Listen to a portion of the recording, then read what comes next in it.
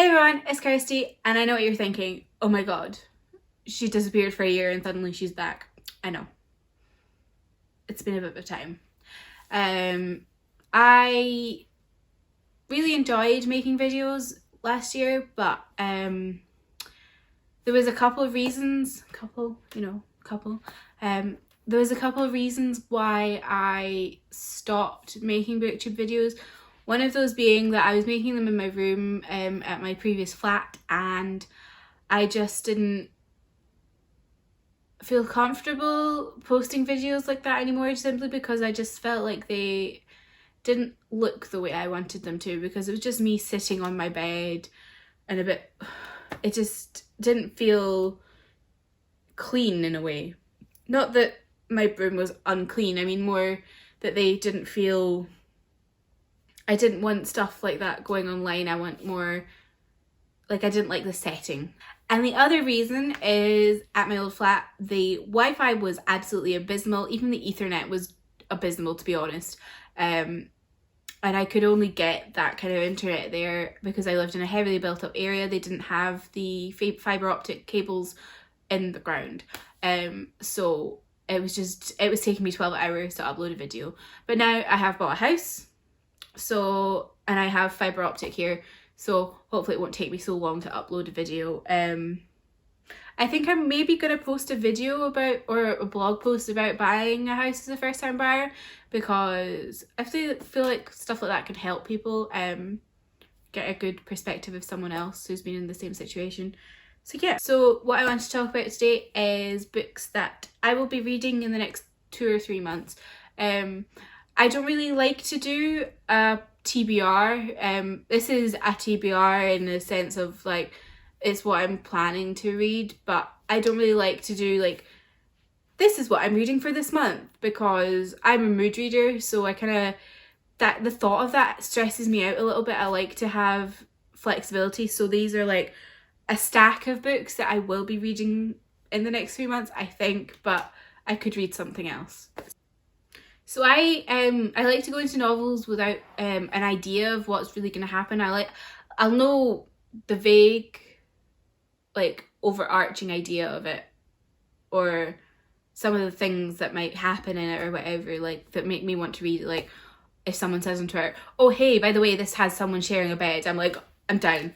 I love when people get forced to share a bed. Or if it's literally just someone says to me, this book's queer, I'm like, okay, I'm here, hello. So, like, I like to know the vague idea of what's happening, but I don't really want to know what's going into it, so I won't be talking at length about plots or anything. The first book I want to talk about is Permanent Record by Mary H.K. Choi, or Choi. I'm not sure if she prefers to go by the Korean or American pronunciation. But I really loved Emergency Contact. That was one of my favourite books at the beginning of the year, and I desperately wanted to read this, and thankfully someone at Atom very nicely sent me an ARC, and this is out in the UK in November, which is why I have an ARC, not a full copy, for the Americans that are confused. Woo! So yeah, Emergency Contact was one of my favourite books. I loved the, like, melancholy vibe of it, so I'm really excited for this one. And this is what I'm going to be reading literally starting, like, soon, because I just finished The Beautiful by Renee Ahdieh, and this is my next read. By the way, please read The Beautiful by Renee Ahdieh. Oh my god, it's so good. Like, I have been looking for a vampire book like that for a long time, because vampire books historically have been, like, either really bad consent, super white, or just generally not very good. But this was, like, it kept me thrilled. It was diverse. There was, like, a Korean person, a black person, an Indian person, someone who is half Asian, half white, and oh, there's just so much consent. I was so happy with it, and I'm desperate for the next book, even though this book hasn't even come out yet. And then I've got 2 graphic novels, the first of which is Monstrous by Marjorie Liu and Sanada Takeda. I've been wanting to read this book for a while, but it was really expensive on Amazon, like way more than I'd pay for a graphic novel, but given that I read graphic novels in a very short space of time. Not that I don't want to be giving money for graphic novels, but if I'm spending that much money, I want something that I can read for a while. Yeah, so I got this from the library, but it took a very long time for the library to get volume 1. It already had volume 2, but only just got volume 1, which is a bit bizarre. So yeah, that's why I'm excited to read this one.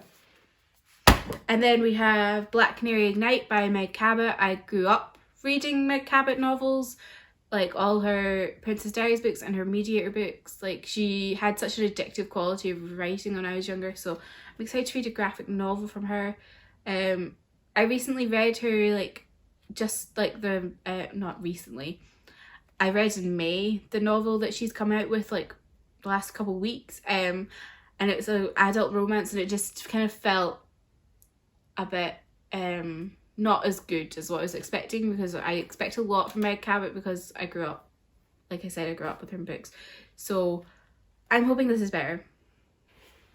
And then we have a collection of essays, poetry and short stories called The Other F Word, which is edited by Angie Manfredi, and I'm a fat person, so I'm happy to read a lot of things with fat people in them, because I like to read stories from my point of view more than skinny people's point of view, but there isn't much around. And this has some authors in it who I've read other books from before, like Mason Deaver and Julie Murphy, as well as some authors I follow on Twitter, like Sarah Hollowell. So I'm excited to read this, as well as I took a photo for my Instagram of this book and opened it at a random page, and it was this page with a fat Japanese woman, and I just loved it because she looks absolutely stunning. So yeah. Then we have some arcs that I picked up at Yalk, which I haven't got to yet because I've had so much going on. One of those is Frankly in Love by David June, which I was really highly anticipating because they posted about it on the Penguin Twitter a couple weeks before Yalk, and it had such a good trailer. Oh my god. I'm someone who watches a fair amount of Korean dramas because I'm trying to learn Korean, and whilst Korean dramas aren't teaching me Korean, it's kind of a good way of getting my head around how the sounds are, and also they're like really addictive. So I feel like this is going to be a bit like a Korean drama but set in America, and probably not as dramatic because they are crazy sometimes. Then we have Jackpot by Nick Stone. I don't know what this is about, apart from I think it's about like a girl who wins the lottery, a bit like Windfall by Jennifer E. Smith, except this is from a perspective of a black girl, so it's going to be different because a black person winning the lottery is entirely so different to a white person winning the lottery. I've previously read Dear Martin by Nick Stone and I really enjoyed that one. However, I tried reading Odd One Out and I DNF'd it like at 5%. It was a personal thing. I really didn't like the voice of the narrator. I immediately was turned off by it. So I'm hoping, because this is from the perspective of a girl as opposed to Dear Martin and Odd One Out, that it'll be something I'm going to enjoy more. And then we have one of my most anticipated reads of 2020, and I'm hoping to get to this soon before 2020 because that'd be really cool.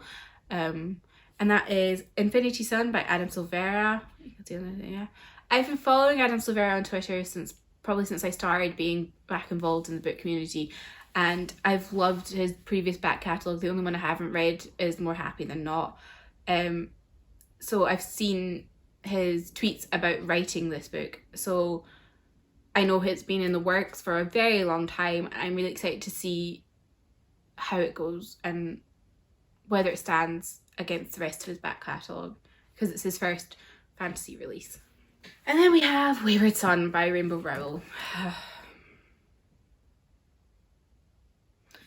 So I enjoyed Carry On, and I've enjoyed some of Rainbow Rowell's other books. And then I find out that Eleanor Park doesn't have very good racial representation at all and has some very racist comments in it. And Rainbow Rowell, on being asked about this, kind of blew it off and didn't really apologise. I don't think she even did apologise. So I was very much umming and ahhing about buying this book because I don't really want to support that. But I did want to carry on reading Baz and Simon's story. So I will be reading this with all of that in mind, and I've already seen on Twitter that like there's a bit where she calls someone from India Middle Eastern, which is just completely incorrect. So we shall see how this goes. But I absolutely love the design of the book. Whoever designed this is amazing. I mean, look at the floral edges. But ooh,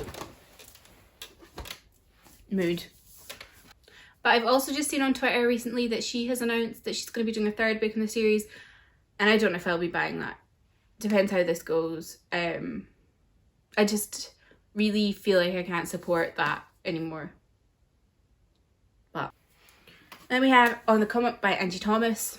I know, well, I haven't read this already, but I've just had so much going on, and for some reason this keeps falling back further and further. So I'm really hoping to read this before the end of the year now, because I want to have read it in 2019 when it came out.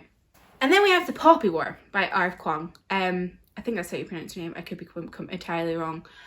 So this is inspired by like the Rape of Nanking, as well as Western influence coming into China and getting all the heroin shit going on, you know. That's why it's called The Poppy War.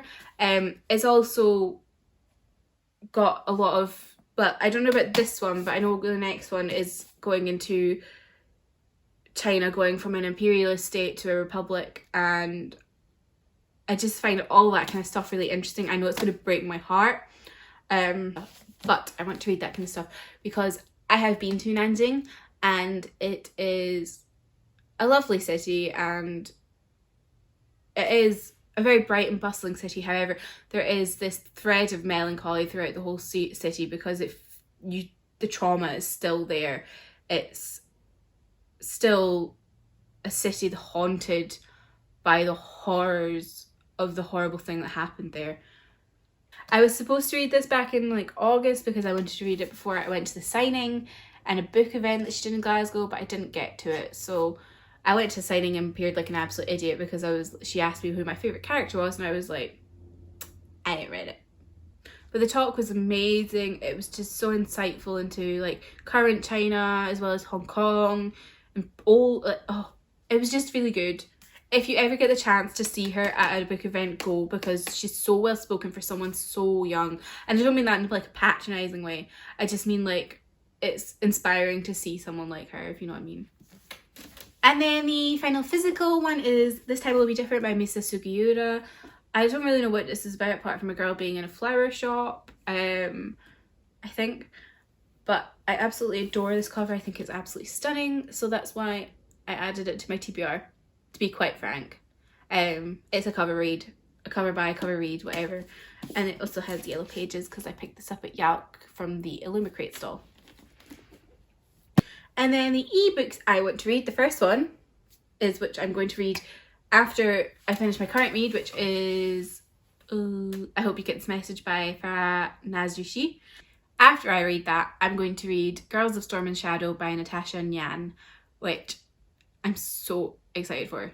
I read Girls of Paper and Fire in the summer and I loved it, so I'm really desperate to read this one. I didn't manage to pick up a copy at Yalk because they were doing that thing like buy 2 books get a free one thing in the mornings, and I just wasn't running there. And then there was queues every day. Oh my god, it was a bit crazy.